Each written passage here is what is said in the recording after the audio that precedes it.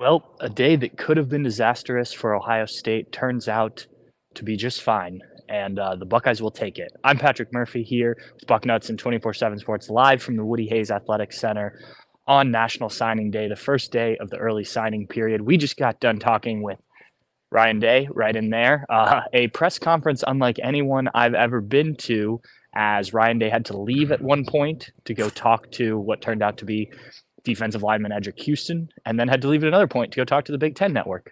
So it went well over an hour, and we had to sit there and wait and kind of listen through, but some really good stuff. I was supposed to be joined with Dave Biddle and Steve Hellwagon, but they had to get going on some things. Dave's going to be doing some stuff with 24/7 Sports, the national broadcast, and Steve went over to get some basketball interviews that were supposed to be done, or that were supposed to happen after this was all done. So a crazy day.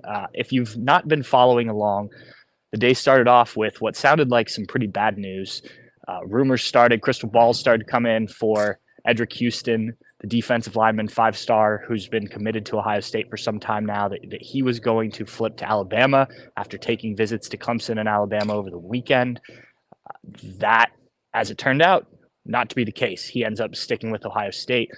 There was concerns about Jeremiah Smith, the 5-star wide receiver, the number one player in the country, who has taken a number of visits and, as it turned out, was down to Ohio State and Miami, had 2 hats in his bag at his signing ceremony, and ends up committing to the Buckeyes.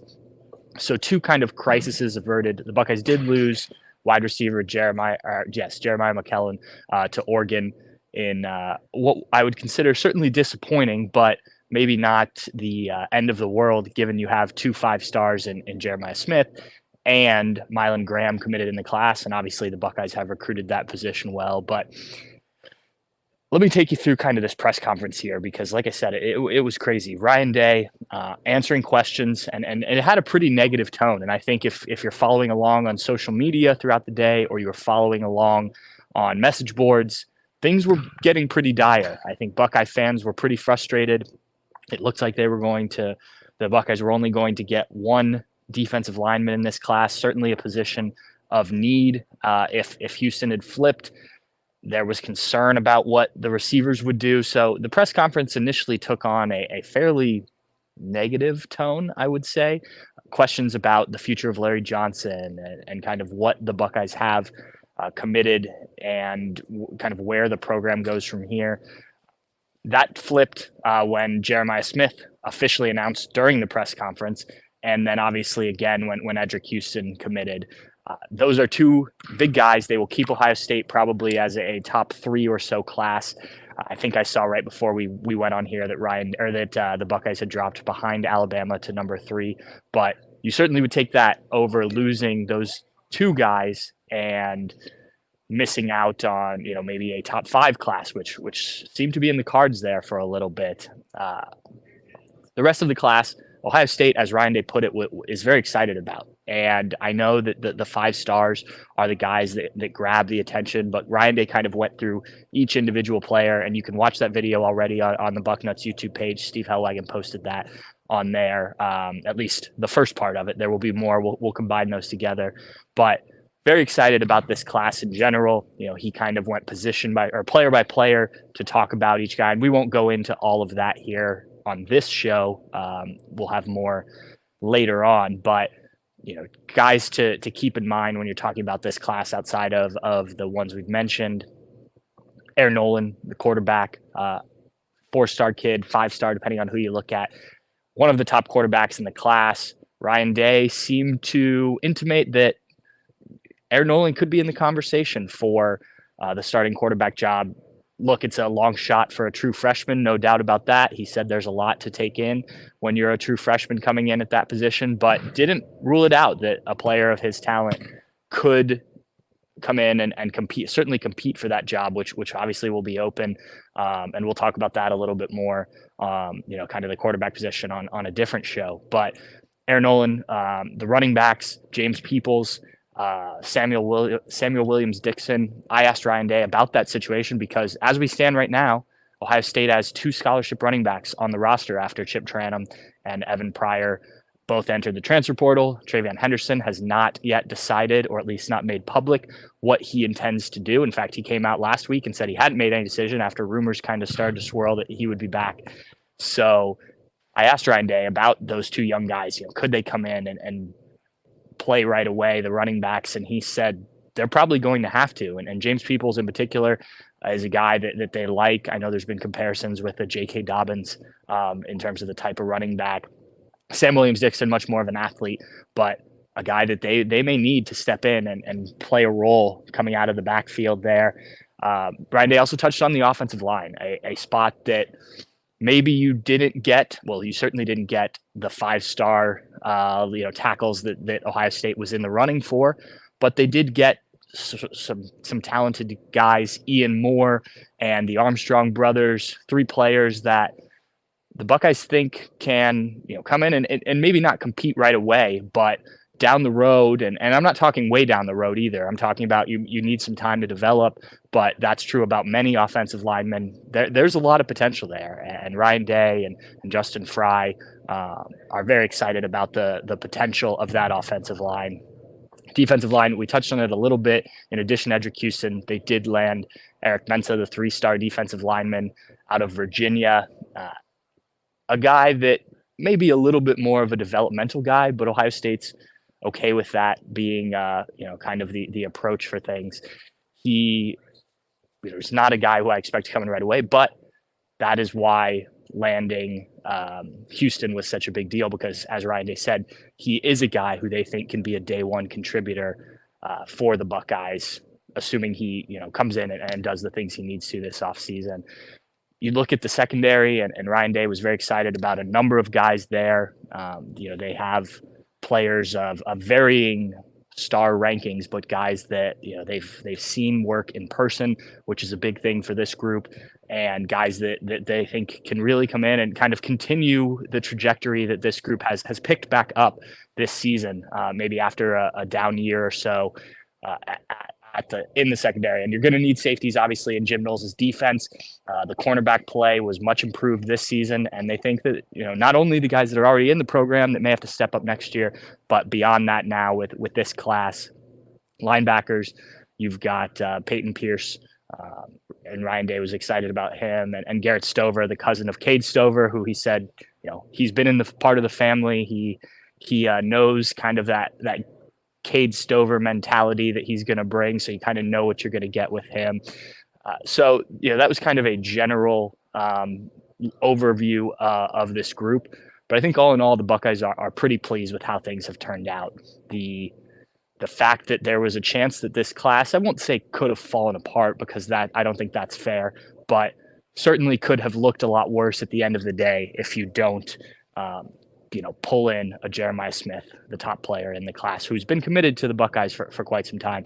Same with Edric Houston. And, part of that Edric Houston commitment, maybe wavering or at least wanting to take his visits, which, by the way, every kid is allowed to do, certainly had to do with Larry Johnson and rumors of his potential retirement, which have been going on for quite some time now.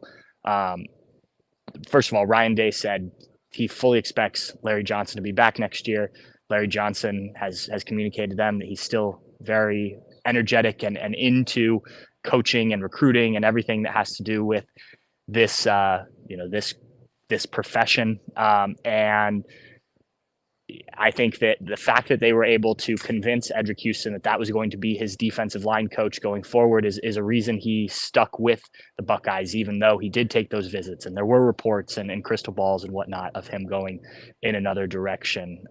Losing a guy like Jeremiah McClellan, certainly a hit.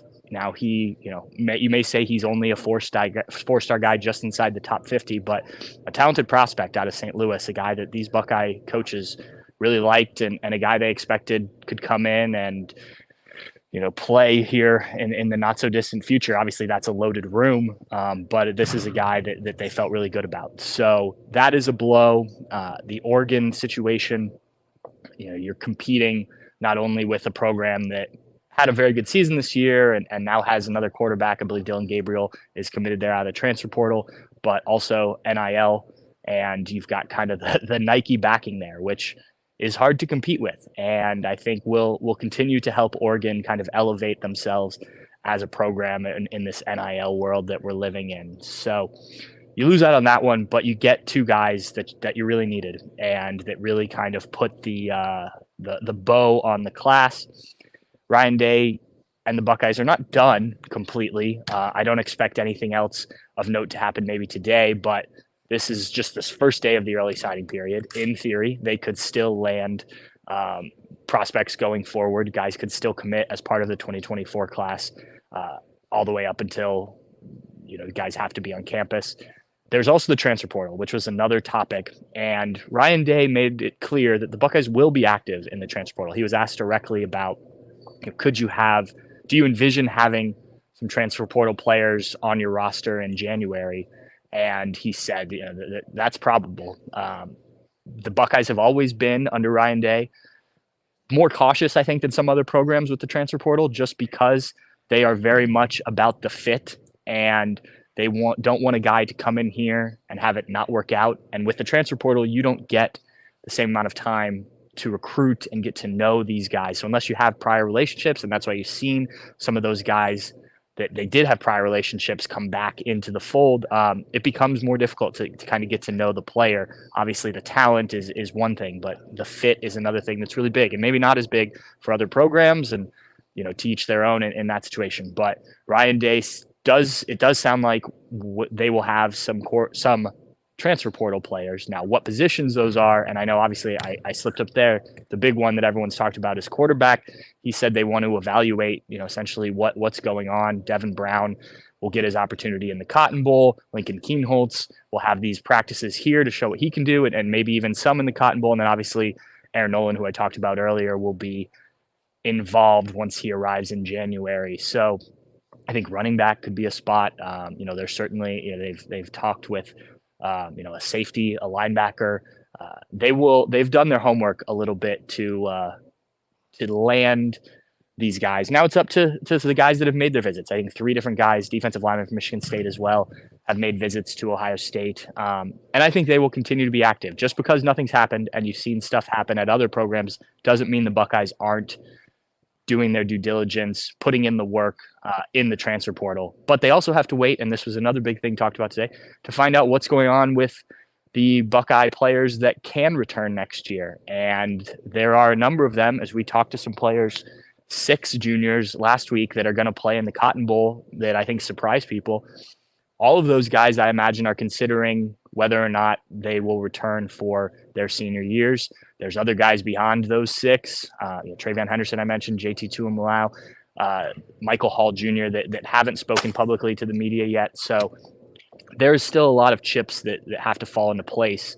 And you don't want to just go into the transfer portal and then end up pushing out somebody who has been productive and you would like to stay a part of your program.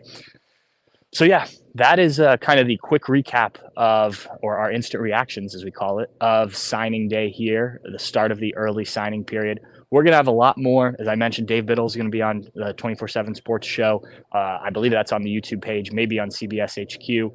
There will be the normal Bucknuts Morning 5 tomorrow with Bill Kurlick and Mark Porter, as far as I understand it. So you'll get their perspective on everything. Those guys obviously are super dialed in on all things recruiting. So that will be a big show tomorrow morning. And then Steve Hellwagon, Dave Biddle, and I, sometime early tomorrow afternoon, we haven't locked down a time yet, we'll do a Bucknuts happy hour.